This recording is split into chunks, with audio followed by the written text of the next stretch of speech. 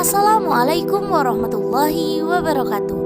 Kami dari kelompok 4 akan mempresentasikan tentang akad dan jual beli yang terdiri dari pengertian akad, syarat dan rukun akad, macam-macam akad, bentuk-bentuk akad finansial, tujuan dan berakhirnya akad, pengertian dan dasar hukum jual beli, rukun dan syarat jual beli, syarat sah ijab dan qabul, macam-macam jual beli, khiyar dalam jual beli.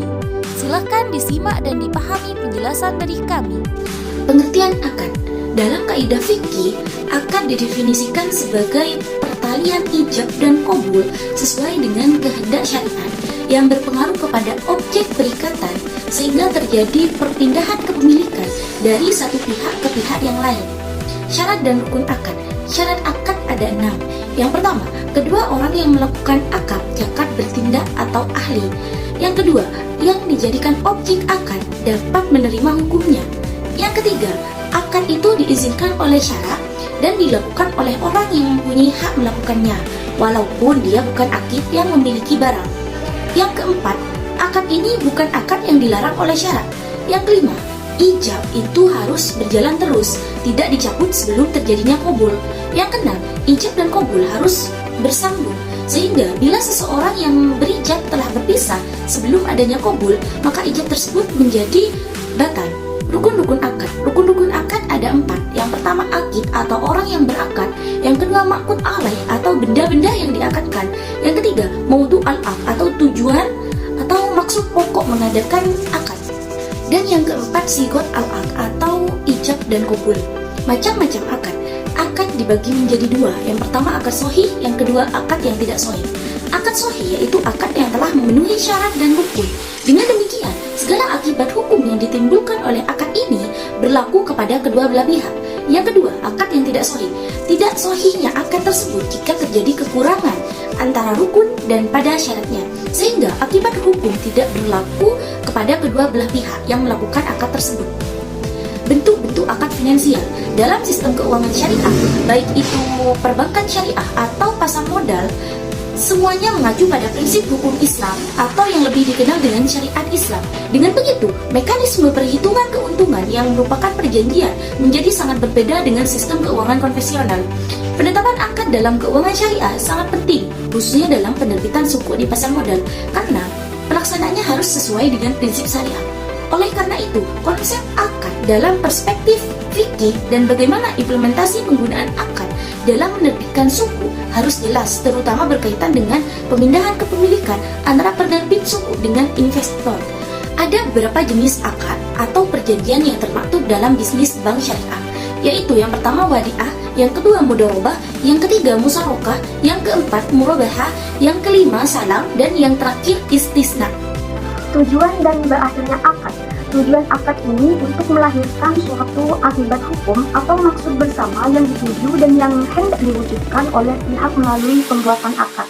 Akad ini bisa berakhir apabila 4 poin ini terjadi, yakni berakhirnya masa berlaku akad itu apabila akad itu memiliki masa tenggang waktu. Yang kedua, dibatalkan oleh pihak-pihak yang berakad apabila akad itu sifatnya tidak mengikat. Yang ketiga, akad itu bersifat mengikat tetapi bisa berakhir jika jual beli itu fasad atau mengalami unsur-unsur tipuan, salah satu rukun atau syarat yang tidak terpenuhi, atau juga berlakunya khiyar syarat, khiyar aib atau khiyar rupiah, atau bisa jadi karena akad itu tidak dilaksanakan oleh salah satu pihak. Dan poin keempat, yakni salah satu pihak yang berakad meninggal dunia.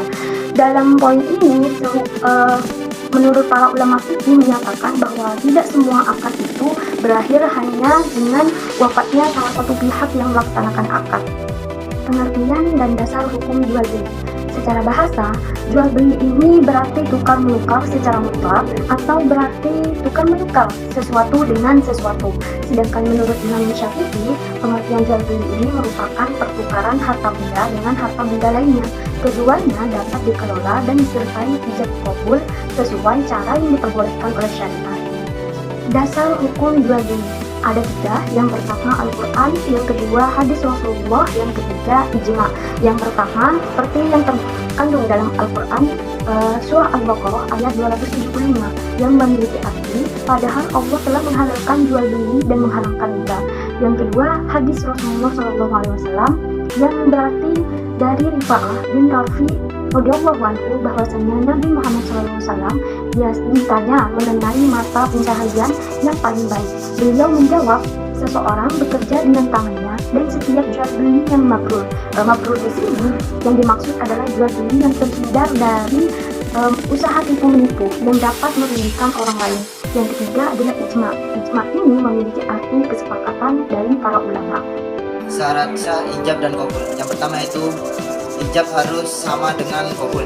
Yang dimaksud sama di sini adalah sama dalam ukuran atau kuantitas, sifat, tempo dan lainnya. Yang kedua, ijab harus bersambung dengan qabul di majelis akad. Yang ketiga, lafaz atau perbuatan yang menunjukkan ijab qabul harus jelas. Setidaknya bahasa dan kebiasaan setempat dapat mengetahuinya. Macam-macam jual beli.